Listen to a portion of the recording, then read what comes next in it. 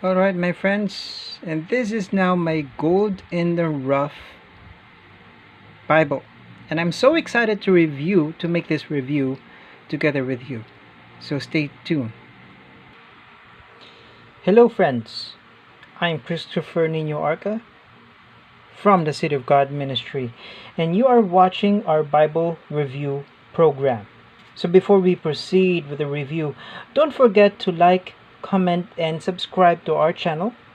Click that notification bell so you will be alerted of our future updates and videos.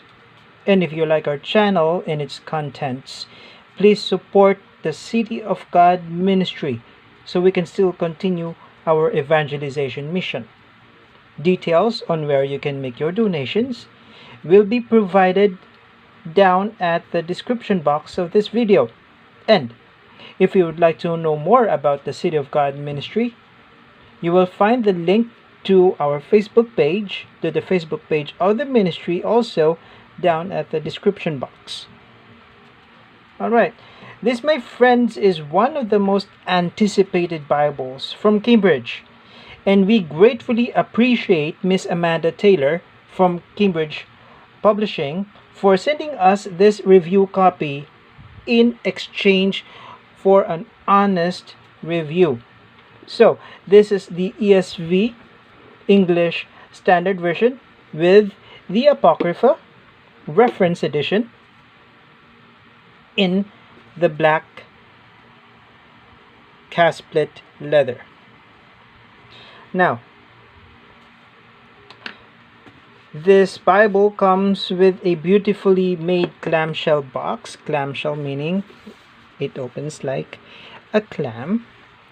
Alright, this is very thick and sturdy. I like the cover, the box as well. And the details are here at the back. Feel free to read and pause this video. And here is the ISBN number.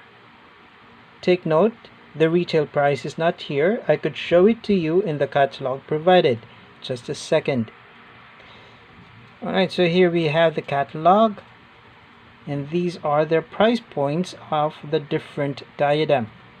ESV Reference Edition with and without the Apocrypha, the hardback, and the calf skin. So what I have here is the calf split leather. So this one retails at 150 pounds. Nice.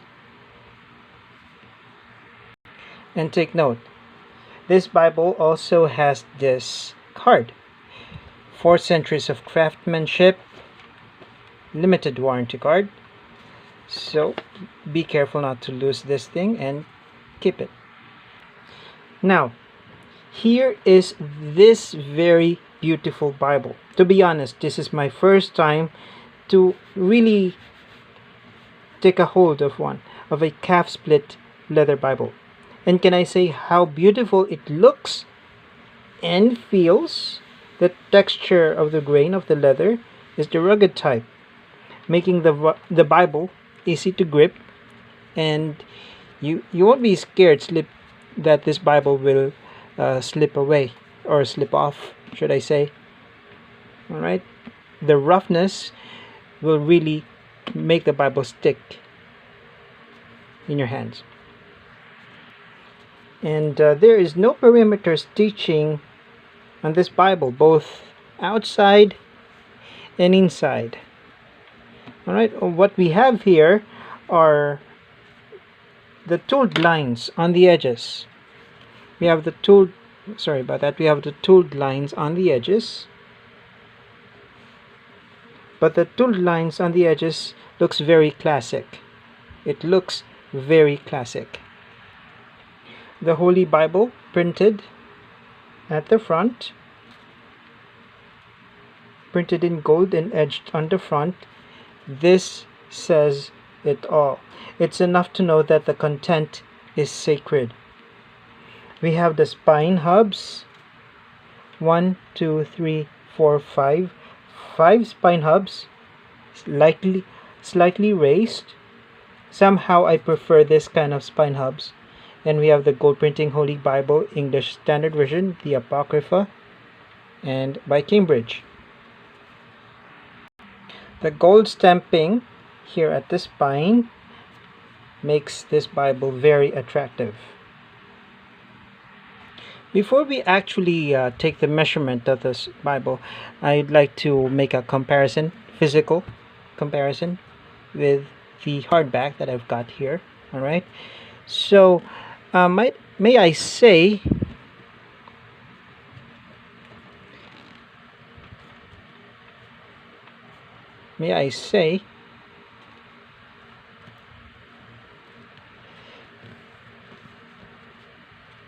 you could see here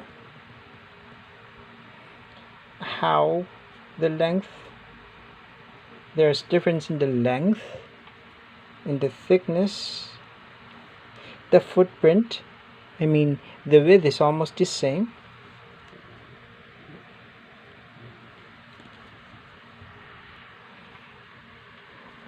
The width is at around 6.3. The length is 8.7, and its thickness 1.3. This makes actually for me this makes a definitely thin line Bible. The weight is lighter. Actually, the weight is lighter than the hardback. All right. This could be my companion Bible. A definite companion Bible for me. The ribbon markers, we have two ribbon markers, both black.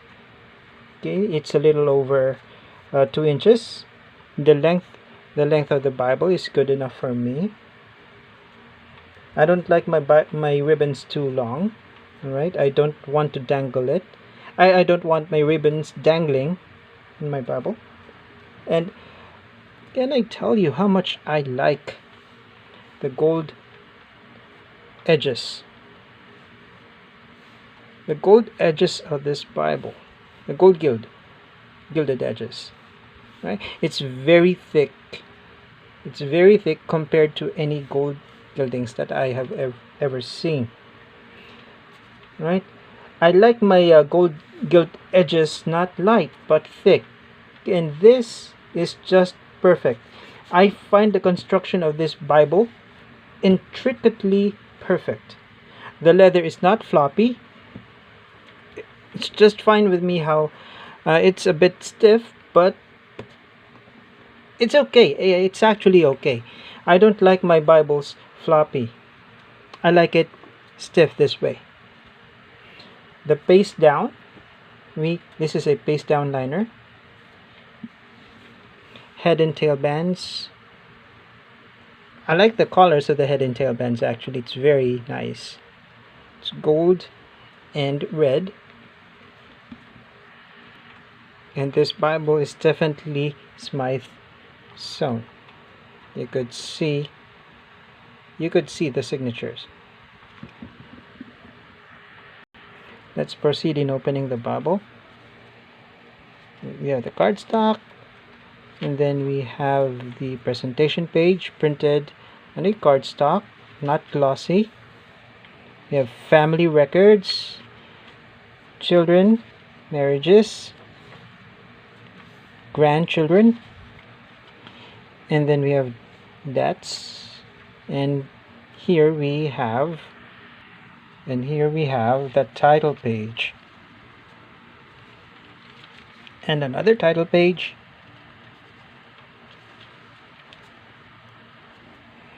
all right, and here we have the copyright page. This one is printed and bound in the Netherlands by Royal Youngblood. Compared to the hardback, it's from Belarus. First published 2021. All right.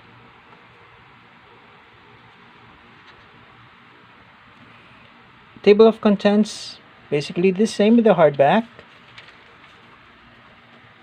Yeah, we could definitely see that. The preface, I encourage everyone to read the preface to the translation. It's very helpful, especially if you're not familiar with the ESV translation. We have the explanation of features included in this edition.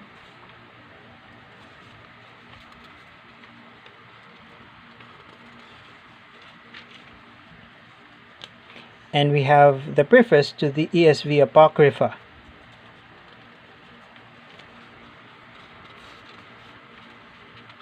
We have exactly the same details like in the hardback anyway. So moving along. Now, let me show you this one.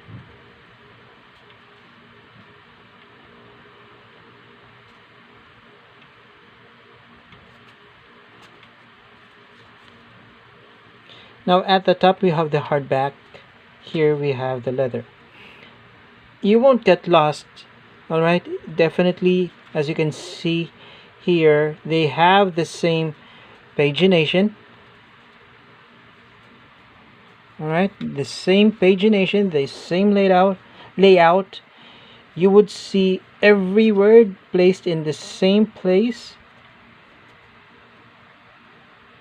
You could use this hardback as a pew Bible if you're a preacher, you're there in the pulpit and you're reading from the leather. Okay, you can tell your congregation the exact page where you're reading from. Now, the only difference besides this leather edition being a red letter, actually if you take a look, let me show that for you. The red is not too bright. Actually, the red is dark and it does not hurt the eye. And also, if you take a look, I don't know if you could definitely notice that here in the camera, but physically the paper is very different. All right, the hardback, the paper on the hardback is white, but here in the leather it's creamier, and the coating of the paper here makes the pages very smooth compared to the hardback. Also, for me, the hardback edition is your definite over-the-weather Bible. This leather edition is definitely a ceremonial Bible. I find this Bible a ceremonial Bible. This is so perfect for every preacher to have in the pulpit. I have already heard some that this is the right size Bible for them. For me, this is the gold standard for a perfect fit and a perfect companion Bible for everyone, and not just for pastors. I have already discussed the translation from my previous review, actually from reviewing this hardback edition. Here I would like to focus more on the Apocrypha. Okay, I want to focus more on the Apocrypha. Alright, so since both the leather and the hardback have the same pagination, so we'll just make a comparison between the book of Esther in the Apocrypha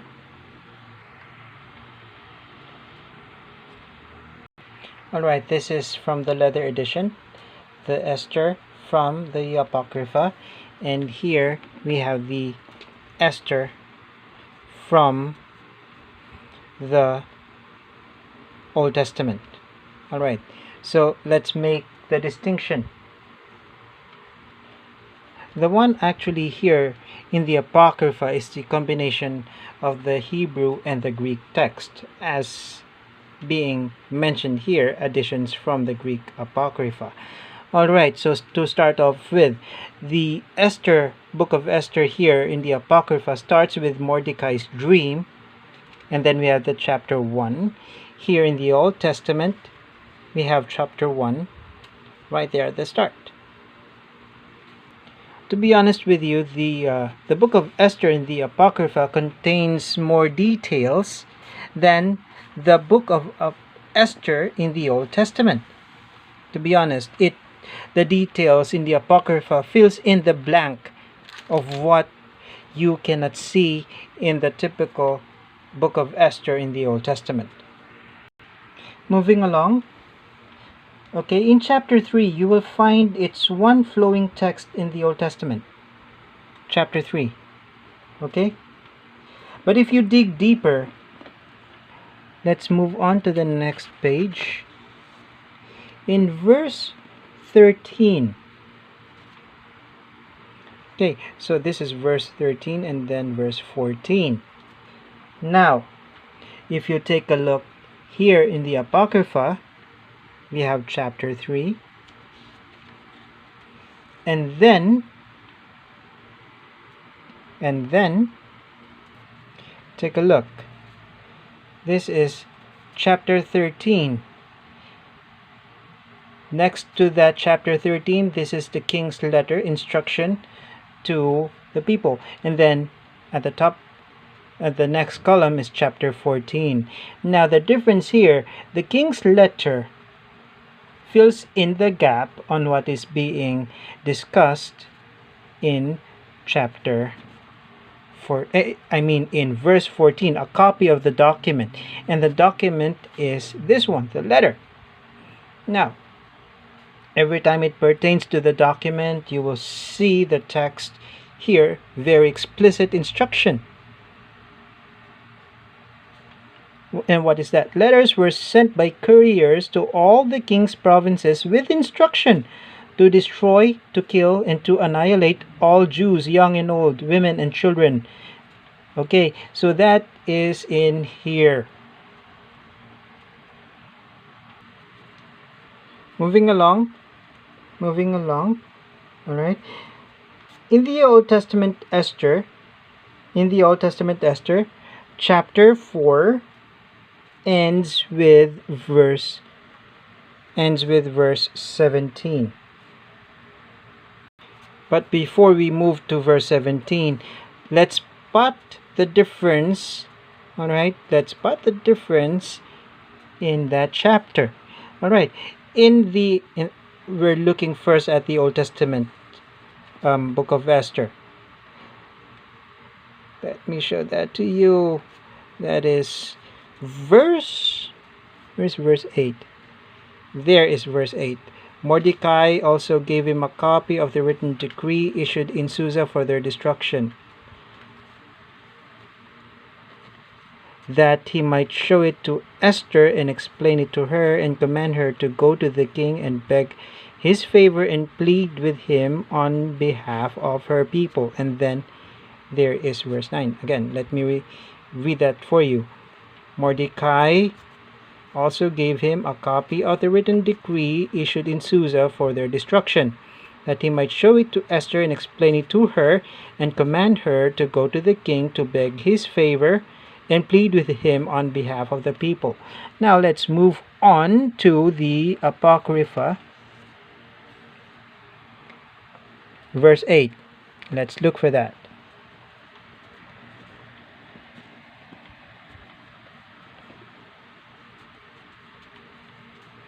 Alright, we got it there. Mordecai also gave him a copy of the written decree issued in Susa for their destruction, that he might show it to Esther and explain it to her and command her to go to the king to beg his favor and plead with him on behalf of the people. What was that? Remembering the days of your lowliness, when you were cared for by me, because Haman, who is next to the king, spoke against us for our destruction. Ask the Lord and speak to the king concerning us and deliver us from death. This is the specific instruction by Mordecai to Esther, which you cannot find in the Old Testament book of Esther. Now you see the difference. And as you can see here in the Apocrypha, in chapter 4, it ends with Mordecai's prayer It ends with Mordecai's prayer and with Esther's prayer. Their exchanges. These are their exchanges in the context of chapter 4. But here in the Old Testament, there is no such thing.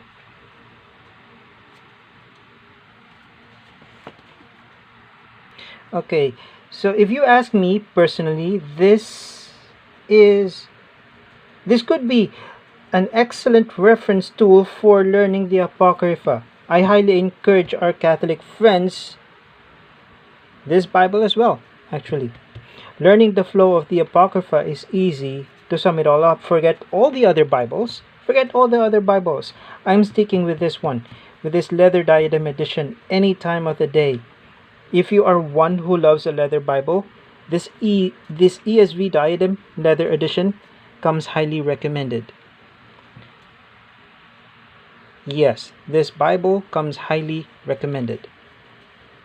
Now, thank you very much for watching, and God bless.